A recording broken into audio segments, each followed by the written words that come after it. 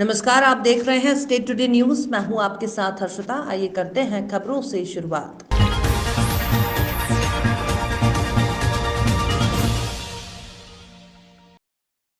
विश्व प्रसिद्ध श्री महाकालेश्वर ज्योतिर्लिंग मंदिर में डांस वीडियो शूट कर सोशल मीडिया पर वायरल करने वाली महिला के विरुद्ध महाकाल थाने में प्रकरण पंजीबद्ध कर लिया गया है। महिला के विरुद्ध अपराध क्रमांक 712/2021 धारा 188 292 आईपीसी के तहत अपराध पंजीबद्ध कर कार्रवाई की गई है। ज्ञातव्य है कि गत दिनों एक अज्ञात महिला ने महाकाल मंदिर परिसर स्थित ओमकारेश्वर मंदिर के प्राचीन खंभों को केंद्र बनाकर रग रग में तो इस तरह सामाने लगा गाने पर डांस कर वीडियो सोशल मीडिया पर वायरल किया गया था। इस पर मंदिर के पुजारियों और हिंदू संगठनों ने आपत्ति दर्ज कराई थी और इसे आस्था से खिलवाड़ बताया था। बाद में अपना नाम सामने आने और विवाद बढ़ने पर महिला ने सोशल मीडिया के जरिए सभी से माफी भी मांगी थी। पूरा मामला संज्ञान में आने पर गृह मंत्री नरोत्तम मिश्रा ने पुलिस को कार्रवाई के निर्देश दिए थे। एक वीडियो जिसको टिकटॉक पर बनाया गया था और बाद में इंस्टाग्राम के माध्यम से शेयर किया गया था। इसमें ये जो वीडियो था ये थाना महाकाल के अंतर्गत एक उसमें अपराध पंजीबद्ध किया गया और प्राइमा फेसी जब ये वायरल वीडियो को चेक किया गया तो ये महाकाल मंदिर है उसके अंदर बनाया गया था और इसमें जो गाइडलाइन है उस गाइडलाइन के अनुसार ये चीज़ ये इस प्रकार की एक्टिविटीज प्रोहिबिटेड है। तो इसको देखते हुए पुलिस थाना महाकाल के द्वारा एक अपराध पंजीबद्ध किया गया है। माता की कृपा से उज्जैन की एक युवती ने बिना सीखे माता की एक ऐसी प्रतिमा बनाई है जिसको देखकर आप भी अचंभित हो जाएंगे। मूर्ति बनाने वाले कलाकारों ने भी मूर्ति देख आश्चर्यचकित रह गए। 19 साल की आरजू बेस ने पहली बार माता की बंगाली मूर्ति बनाई है। इसकी पूजन पाठ नवरात्रि में की जा रही है।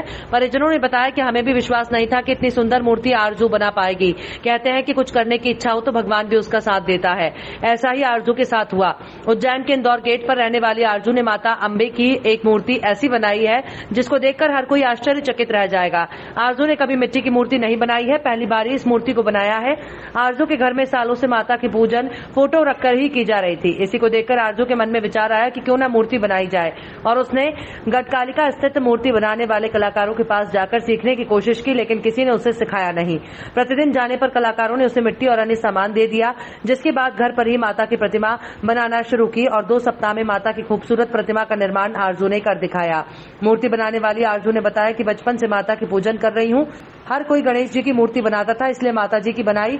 गढ़कालिका में जाकर बंगाल से आए कलाकारों को माता की मूर्ति बनाते हुए देखा। 7 तरह की मिट्टी से मूर्ति निर्माण किया गया है। आपको ये प्रेरणा मिली हो, क्या 3 लगे आपको बनाने? एक्चुअली मैं माता जी की पूजा तो वैसे बहुत सालों से कर रही हूँ। जब से मैंने होश संभाला है बचपन से माता जी की पूजा करती हूँ। घर पे स्थापना होती है, जोत जलती है और मैंने देखा कि सब छोटे छोटे गणेश जी बनाते हैं, तो मुझे माता जी की मूर्ति बनाना चाहिए। और फिर मैं कोलकाता से जो गढ़कालिका में आते हैं बनाने के लिए, वैसे मैंने देखा वहाँ पर कि कैसे प्रोसेस होती है, स्ट्रक्चर बनता है, उसके बाद 7 टाइप्स की मिट्टियाँ लगती है और मुझे बनाने में समथिंग 2 हफ्ते लगे थे बनाने के लिए और 2 हफ्ते में कंप्लीट होगी माता जी। क्या कितनी तरह की मिट्टी लगी है इसमें और कहाँ से प्रेरणा मिली और कहाँ पे देखने गए?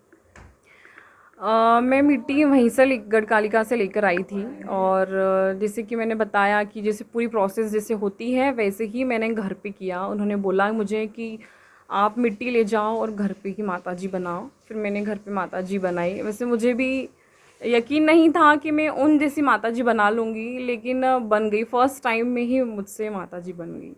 आपका नाम? आरजू बेस। जावरा मध्य प्रदेश के रतलाम जिले की कोटवार संघ अपनी समस्या को निराकरण करने की मांगों के लिए कलेक्टर पहुंचकर प्रधानमंत्री के नाम ज्ञापन सौंपा। मुख्य बिंदु कोटवारों का कहना है कि कोटवारों को शासकीय कर्मचारी घोषित किया जाए।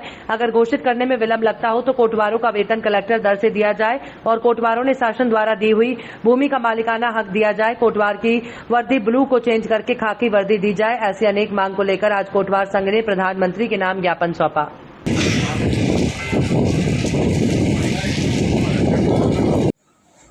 रतलाम कलेक्टर महोदय को प्रधानमंत्री जी का नाम ज्ञापन दिया गया है। हमने जो 3 सूत्री मांगे हमारी ये पहली मांग हमारी ये कोटवारों को शासकीय कर्मचारी घोषित किया जाए और दूसरी मांग हमारी ये जो कोटवारों को राजस्व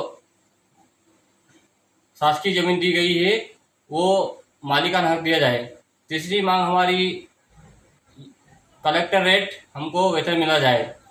और चौथी बात हमारी ये है कि जो हमारे पास वर्दी दे रखी है ब्लू कलर की, उसको खाकी वर्दी दी जाए। मैं सुरेश सोलंकी, जिला अध्यक्ष कोटवा संघ। बीती रात दुर्गा उत्सव में शिव मंदिर में बालिकाओं द्वारा मनमोहक गरबा नृत्य का प्रदर्शन किया गया। दर्शकों ने बालिकाओं का उत्साहवर्धन किया और काफी इनाम देकर बालिकाओं को खुश किया।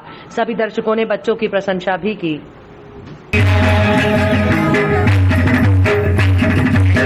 मनासा गांव पटदान की रहने वाली अन्नपूर्णा पति स्वर्गीय हरिओम शर्मा और उसकी पुत्री कृष्णा शर्मा ने जनसुनवाई में कलेक्टर मयंक अग्रवाल को आवेदन देकर बताया कि मेरे पति की पैतृक संपत्ति मकान जो कि जावद में स्थित है, उस पर मेरे परिवार के इंद्र नारायण पिता राधेश्याम शर्मा निवासी जावद ने जबरन कब्जा कर वारिस को मकान उपयोग नहीं करने दे रहा है।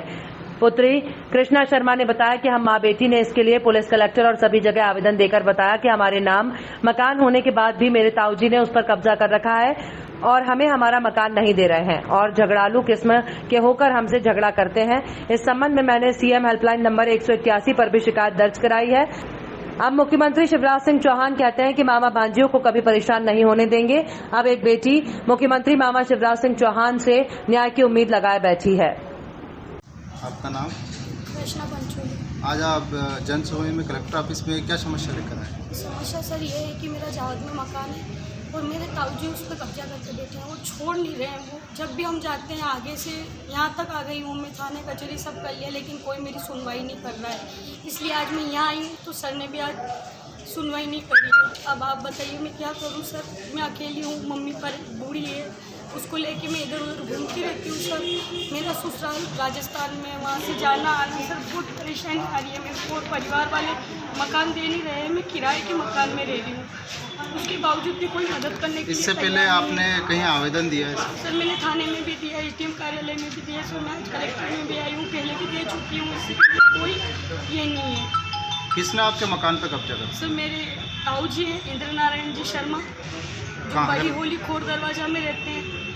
अच्छा, मकान के कुछ कागज वगैरह आपके पास? सर मेरे पास सारे डॉक्यूमेंट्स है, जमीन मेरे नाम पे है, मकान मेरे नाम पे है सर। उसके बावजूद भी वो हमें नहीं आने देते वहाँ पे। कितने वर्षों से कब्जा कर रखा? सर उन्हें 2 साल से अभी कब्जे किया हुआ। पापा जी मेरे एक्सपायर हो चुके हैं और एक ही मम्मी है मेरी, और मेरे भाई भी नहीं है, बहन भी नहीं है, कोई नहीं है। मुझे दोनों जगह देखना पड़ता है सर। मैं ससुराल भी जाती हूँ, यहाँ भी उन्हें संभालती हूँ। बुजुर्ग है, वो अकेले कहीं नहीं जा सकते। एक तरफ मध्य प्रदेश के मुख्यमंत्री कह रहे हैं कि बेटियों के लिए मैं सब कुछ करने को तैयार हूँ और आपकी सुनवाई नहीं हो रही, तो आप मुख्यमंत्री को क्या संदेश देना चाहते हैं? मैं उन्हीं से ये कहना चाहती हूँ, जब आप बच्चों के लिए इतना कर रहे हो तो मेरे को भी मेरी समस्या का समाधान दे।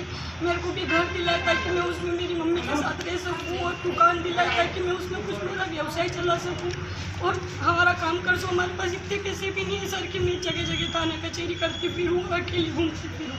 आज कलेक्टर साहब को आवेदन दिया है, क्या आश्वासन दिया? सर उन्होंने कहा है कि मैं आगे करता हूँ, आवेदन आगे पहुँचाता हूँ, बताता हूँ। फिर आपको उन्होंने ये आश्वासन दिया है और कुछ भी नहीं बोला। आपका नाम? कृष्णा पंचोली। अतिथि शिक्षकों ने आज कलेक्ट्रेट में धरना प्रदर्शन कर भाजपा सरकार को आड़े हाथों लेते हुए गंभीर आरोप लगाए। मुख्यमंत्री के नाम एसडीएम को ज्ञापन दिया। अतिथि शिक्षकों का कहना है कि 2018 में न्यायालय द्वारा यह आदेश पारित किया गया था कि पूर्व में कार्यरत अतिथि शिक्षकों को रखा जाए, उनको पद से नहीं हटाया जाए, लेकिन मध्य प्रदेश सरकार द्वारा न्यायालय के आदेश की अवमानना की जा रही है, जबकि अतिथि शिक्षकों की नियुक्ति और हटाने का काम लोक शिक्षण संचालनालय के आदेशानुसार होता है, जबकि वर्तमान में लोक शिक्षण संचालनालय द्वारा हमें हटाने का कोई आदेश जारी नहीं हुआ, जिसके बावजूद सरकार हमें हटाकर नवीन नियुक्तियां कर रही है। मध्य प्रदेश सरकार विगत 15 सालों से हम अतिथि शिक्षकों का शोषण कर रही है, हमें पद से हटा रही है, हमें आत्मदाह करने पर मजबूर कर रही है। न्यायालय में विचाराधीन मामले के बावजूद हमें पद से हटाकर नवीन नियुक्तियां कर रही है। भाजपा सरकार न्याय की अवहेलना कर रही है। पूर्व में हमें लगातार शिवराज सिंह सरकार द्वारा आश्वासन देने के बावजूद हमें वर्तमान में पदों से हटाकर नवीन नियुक्तियां कर रही है, जिसका हम समस्त अतिथि शिक्षक घोर विरोध करते हैं। यदि शासन द्वारा हमें पद पर नहीं रखा गया और नवीन नियुक्तियां तत्काल नहीं रोकी गई तो हम उग्र आंदोलन करेंगे और आवश्यकता पड़ने पर आत्मदाह भी करेंगे, जिसकी सारी जवाबदारी शासन और शिवराज सिंह चौहान की रहेगी। विरोध प्रदर्शन करते हुए आप ज्ञापन देने आए थे और क्या मांगे अपने शासन से रखी? सर, हम शासन के जो आदेश हुए थे कि जो गवर्नमेंट स्कूल में जो पद खाली है वहाँ पर शिक्षक नहीं है, उस पर 2008 से ये योजना चल रही है, वहाँ पर अतिथि शिक्षकों को नियुक्त किया था। और अतिथि शिक्षक को नियुक्त करने के बाद में सरकार ने ये आश्वासन दिया था कि बहुत जल्दी ही आप लोगों के लिए पद सुरक्षित करके इसी पद पर जो है आपको नियमित कर दिया जाएगा। और यही आश्वासन देते देते इन्होंने लगातार हमसे 15 साल हमारा शोषण किया, जिसमें बहुत सारे अतिथि भाई हमारे जो है ओवर एज हो चुके हैं। और ओवर एज होने के साथ साथ में जो है आर्थिक स्थिति से जूझने के कारण कई अतिथि शिक्षकों ने आत्महत्या कर ली। और ये इतना कुछ होने के बाद में भी ये मध्य प्रदेश की जो बीजेपी सरकार है, इसने सबसे ज़्यादा शोषण अतिथि शिक्षकों का किया है। ये इतना कुछ होने के बाद में फिर जो है अतिथि शिक्षक मजबूर हुआ, और मजबूर होने के कारण जो हमने हाई कोर्ट में याचिका दायर की, और हाई कोर्ट ने स्पष्ट निर्देश कर दिए है सरकार को कि जब तक अतिथि शिक्षकों के हित में आप कोई नीति नहीं बनाएंगे, कोई योजना नहीं बनाएंगे, तब तक ना तो आप कोई स्थायी भर्ती करेंगे और ना ही अतिथि शिक्षकों को पद से कार्य मुक्त करेंगे। लेकिन अतिथि शिक्षकों का इस सारी नीति को देखने के बाद में भी मध्य प्रदेश सरकार ने बिना कुछ कहे और हाई कोर्ट के आदेशों की अवहेलना करते हुए जो है अभी मेरिट सूची में जो चयन पिछली व्यापम भर्ती हुई थी उसमें 22,000 पद इन्होंने स्वीकृत किए थे, और उसमें से जो अतिथि शिक्षक उसमें चयन हुए उनका बिना कुछ कहे ही अभी 15-17 हज़ार अतिथि शिक्षकों की जगह उन लोगों को नियुक्ति दे दी गई है, जिसकी वजह से हमारे अतिथि शिक्षक जो लगातार 15 साल से कार्य कर रहे थे वो जो है बेरोजगार हो गए हैं, ओवर एज भी हो गए हैं। और आज हमारे साथ में आर्थिक स्थिति और आज इस स्टेज पे आके इस प्रदेश सरकार की तो ये कुशासन नीति के कारण हम आके खड़े हैं कि ना तो दूसरा कोई जॉब कर सकते हैं और ना ही कोई दूसरा काम कर सकते हैं। आज हमारे पास में मरने के अलावा कुछ नहीं है। आज मैं यहाँ पूरे मध्य प्रदेश सरकार से रतलाम जिले के माध्यम से कहना चाहता हूँ कि यदि अगर हमारा पद को सुरक्षित नहीं किया, अतिथि शिक्षकों को अगर बेरोजगार किया है, तो हम जो है लगातार आंदोलन करेंगे, और हो सकता है तो आत्मदाह करने की भी स्थिति अगर रही तो मध्य प्रदेश सरकार के सामने वो करके दिखाएंगे। और इसका संपूर्ण दायित्व जो रहेगा वो मध्य प्रदेश सरकार और ये शिवराज सिंह चौहान स्वयं जिम्मेदार रहेगा। आदेश की अवहेलना हुई है तो क्या वापस पुनः कोर्ट में जाएंगे? क्योंकि ना, बिल्कुल जाएंगे ना सर। अगर इन्होंने अवहेलना की है तो हम कोर्ट में बिल्कुल जाएंगे, और कोर्ट को ये जाके वापस हम बताएंगे कि आपने जो आदेश दिया है उस आदेश की अवहेलना मध्य प्रदेश सरकार ने की है, और ये हम इसको हमें इस तरीके से इन्होंने हटाया है। धर्मपाल सिंह राठौर। रतलाम के गरबा पंडालों में विश्व हिंदू परिषद द्वारा लगाए गए पोस्टर चर्चा में हैं। इन पोस्टरों पर लिखा है कि गैर हिंदुओं का गरबा पंडाल में प्रवेश वर्जित है। विहिप के धर्म प्रसार विंग ने कुछ पंडालों के बाहर ये फ्लैक्स लगाए हैं जो आगे आने वाले दिनों में शहर के सभी गरबा पंडालों में नजर आएंगे। ऐसा पहली बार है कि शहर के गरबा पंडाल में इस तरह के पोस्टर नजर आ रहे हैं। इस मामले में विहिप के धर्म प्रसार विंग के प्रचारी चंदन शर्मा का कहना है कि जरूरत पड़ने पर पंडालों में आने जाने वालों का परिचय पत्र भी चेक किया जाएगा। लव जिहाद जैसे मामलों को रोकने की पहल बताई जा रही है। वहीं कई गरबा पंडालों के आयोजकों ने इस पहल का स्वागत किया है। हालांकि प्रशासन अब तक इस मामले में मौन है। जिनमें बताएं क्या उद्देश्य है और किस तरह के बैनर आपने लगाए हैं सब जगह, और क्या लिखा है इन बैनरों के ऊपर? इन बैनरों के ऊपर आप जैसे देख सकते हैं, इसमें हमने प्रत्येक बैनर पर लिखा है गैर हिंदू का गरबा प्रांगण में आना वर्जित है। हम ये बैनर इसलिए लगा रहे हैं कि जैसे आपको जानकारी होगी कि जो धर्म विशेष है तो उनके धर्म में बुत प्रस्ती गुनाह है। हम तो उनको जानकारी दे रहे हैं कि अगर उनके धर्म में बुत प्रस्ती गुनाह है तो फिर वो हिंदू जब लड़की गरबा करे तो फिर वो यहाँ पर क्यों आए।